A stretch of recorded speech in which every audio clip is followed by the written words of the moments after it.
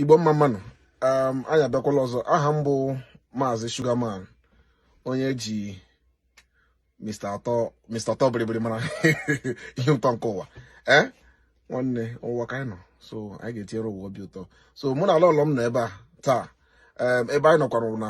ihu akwụkwọ a na-akpọ Sugar Family biko ọ bụrụ na ihe anyị na-eme dị gị mma tinye na anyị akara ịhụnanya ma sonyekwara anyị biko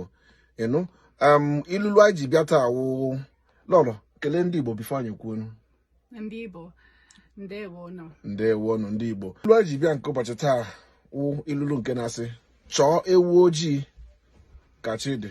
Tony eleghị nwa na-eme asaghịchi kọtin chọọ ewu ojii ka chi dị lọlọ kwuo ya chọọ ewu ojii ka chi dị chọọ ewu ojii ka chi dị ọkwanụ on the other side you can say chọọ ewu ojii mgbe oge dị mgbe oge dị chọọ ewu ojii mgbe oge dị otu a ka ọ dị